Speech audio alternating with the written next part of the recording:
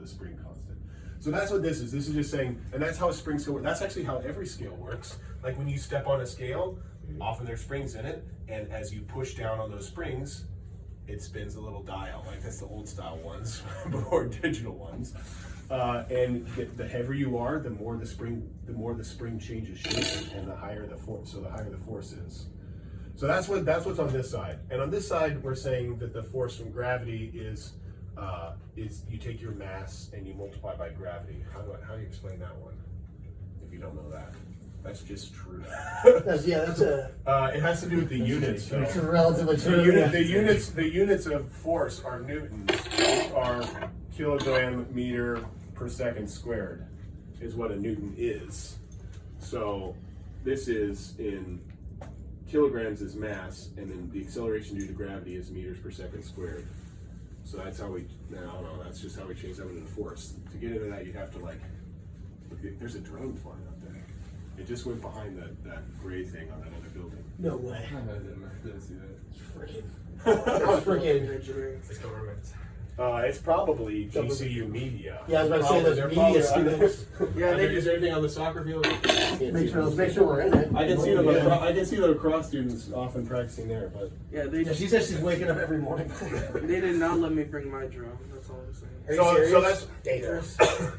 so then these are two I don't want to give the power forces, to the people. and we're using these forces as examples of vectors because force is a vector. It has a magnitude and a direction. The force due to gravity's direction is always towards the center of the Earth. Yes. Right? But the spring force, its direction depends on what angle I put the spring at. Right? So at the beginning here, we're just saying the spring is vertical, and we're calculating, saying, hey, what is this? What is the slope of this line? What is this spring constant? Right? Putting different masses on here and measuring how far it pulls it down. That's kind of what we're doing there. And then part 2, where's the 21? Right there. So we're on part 2. Now we've got stuff at an angle. Yes. So now we've got two different forces.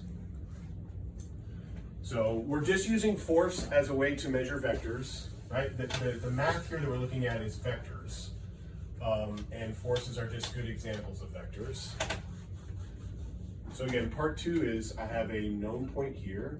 I have a force coming off this way, a force coming off this way, and another force coming off this way. And I'm adding those together to make them, to show that they equal to 0. Because if they don't equal 0, again, if you haven't taken physics, you might not have seen this, but Newton's second law says, our interpretation of Newton's law, it doesn't say exactly this, is the sum of the forces is mass times acceleration, and properly should put these as vectors.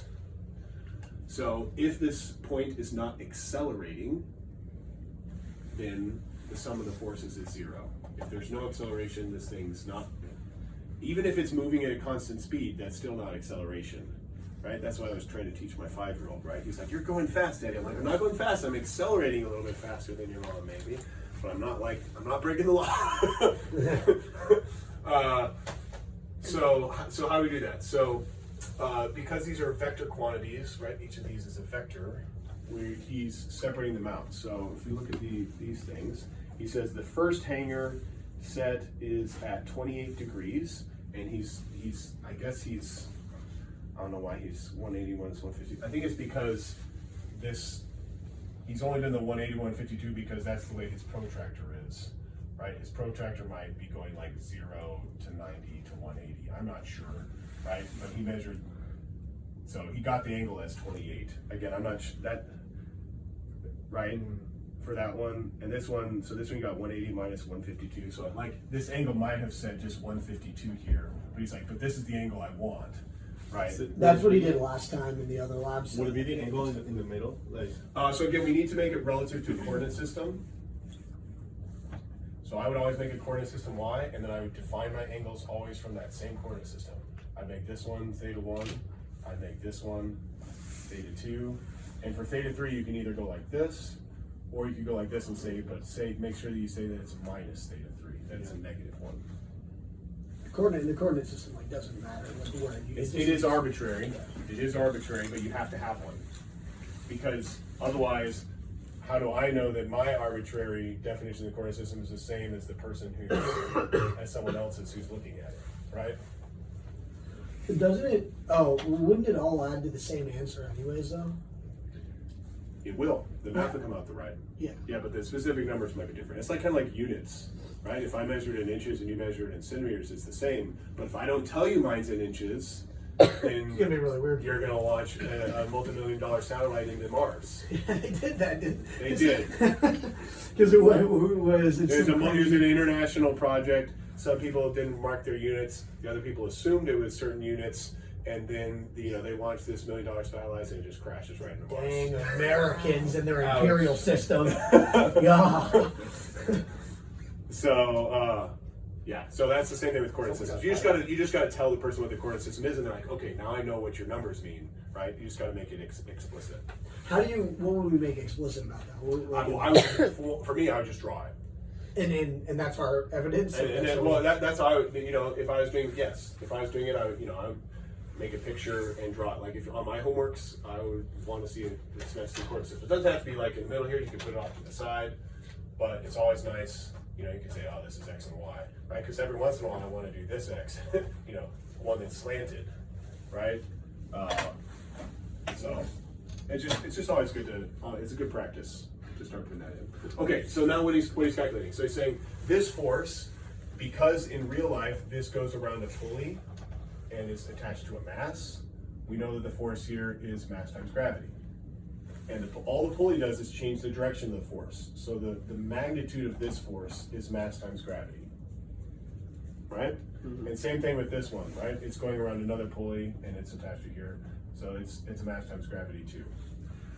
So what he's doing here in this one, is he is finding the force. He's doing mass times gravity. So he says F1 is equal to, what's the mass there? It's just 100 kilograms? Yeah, That's got to be 100 grams, right? Yeah. I think it's a sample, I guess. Oh, it says 0.1 there, so yeah, it's 100 grams. But here it says 100 kilograms. Let's keep it as 100 grams. Okay. I really don't know why you did the sample problem like that. Honestly, it happens to all of us. We're just sometimes sloppy, right? And we know what we mean, and it's whenever you're proofreading yourself, it's always harder to find the mistakes. Yeah, because your it brain is. autocorrects before you're like, yeah, I did that right. I know what I mean. Pure. And so this is the force, and then he's saying, what's the force in the y direction, right? So I would have called it force y1. He just calls it y1.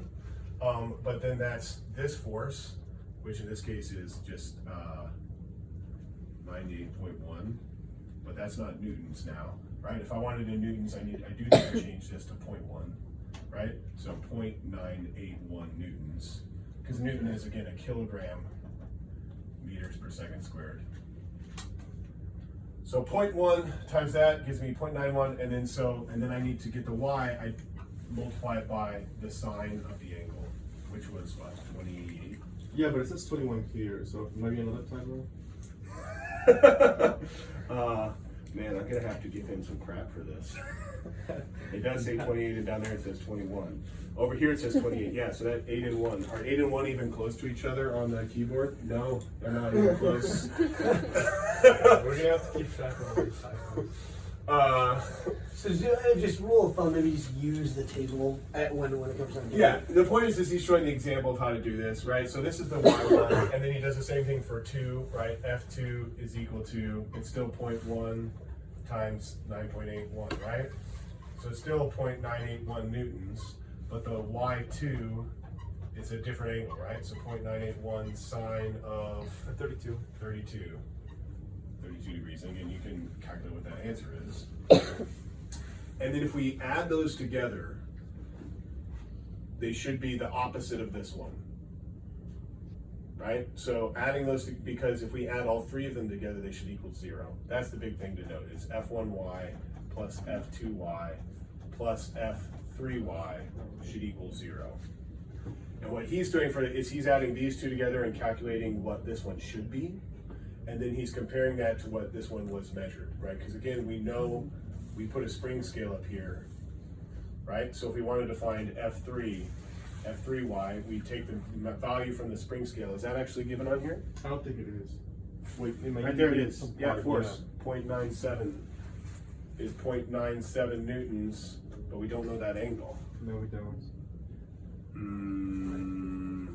Is it supposed to be pure horizontal in the, In the lab In the video, lab? it was pure horror. Yeah. He made sure to like. okay. Yeah. So then that one is pure horizontal, right? So, in that case, if it's pure horizontal, then F3y is what? If F3 is purely horizontal, what is the y component of that vector? 1. No. The y component. Yeah, how much up does it go? 0. 0. Right? So these things should just, so this one and this one should equal each other. Wait, explain. So FY1 and FY2 are the same values. If F3 is supposed to be horizontal, then yeah, they should be the same value. But is FY2? And that might be where you get some percent errors because they might not be exactly the same value. Is FY2 going to be negative, or is one? Yeah, negative? FY2 will be negative. Okay. Yeah, because this angle should be negative theta 3. So if it says 32 there, we should put in negative 32. Right? Good call. Good call. why is the horizontal negative, like or 0? Why is that equal? Because again, we draw to find the x and y components of a vector. We do a triangle. Right? This is the x one. This is the y one. And if we do a triangle for one that's horizontal, we don't have any vertical component. If you drew a triangle, no, yeah, I mean, Here's my y component. My x component is, or my x component is just, it's all in the x, okay. right? It's pointing on the x-axis, so it has no movement on the y-axis. So Okay. you're saying that Fy and y and Fy2 should equal each other? They should be each other, and this one should be positive, this one should be negative. Well, they're slightly. They're pretty close. It says within just a little bit of error, and I think that's what he showed us, like 5% error or something. No, yeah, that makes sense. Okay, it should be like 0.5. But there's nowhere in the lab that says you need to calculate the error. So That might just be something he did just for fun. honestly, I'm confused now. What are we even calculating in the first place? So I would follow what's in the lab. So the lab says to take these vectors and to draw them on. I would follow the instructions on the lab. But I think you need this to fill out. You need these calculations to fill out this table, Yeah, that's what it's. right? So definitely those are sample problems then, or those are just And to find x1 and x2, it's cosine instead of It's sine. just cosine instead of sine, and then those two should be both positive, and they should be the same as F3 but the opposite sign. Because Because it's a Because in the same way, F1x plus F2x plus F3x has to equal 0. If it doesn't equal 0, then this thing should be accelerating in the x direction somehow. Is it because it's in quadrant 2 as well, when the x is negative? Well, it's technically right on the boundary between quadrant 2 and quadrant 3, but it's definitely in the negative x direction. While these two are both, some of it you can just look, these two both go in the positive Yeah, x exactly. direction, right? Overall, they're going that way, and this one goes that way. And also, this one goes up and this one goes down, so I can just look at it. This one should have a positive y and a positive x. This one should have a positive x and a negative y, because it's going that way. And you say And this one is just negative x. And you say they should stay equal each other but negative. So what you're What do saying? you For the y calculate? direction, yeah. This one, I'm calculating the x just to see. Okay, so yeah, so then they should equal this third force. It's just the opposite sign. So is F3y equals 0? What is 0? That's I guess what I'm a little confused on. Like what is 0 force? So if I wrote, so here's the thing, It's if I not wrote this moving, as a so it's vector, gotta be 0. if I wrote force 3 as a vector, Mhm. it would be, what was it, 0.97, it doesn't really matter, but it would be 0.97i plus 0j. Okay. The So y part of this vector is 0 because it's on the x-axis. oh, but x does have X has a value, but this is F3y, so this is the y component of F3, and this is the x component of F3. and that's force for that. Like fall that apart. for that straight. But these ones are just magnitudes, they're not directions.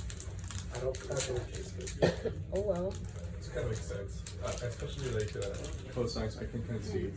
I can see the right. I don't know why I'm so good at that, but I can see it. It's not So we got bad. the what? Like I, Mm-mm.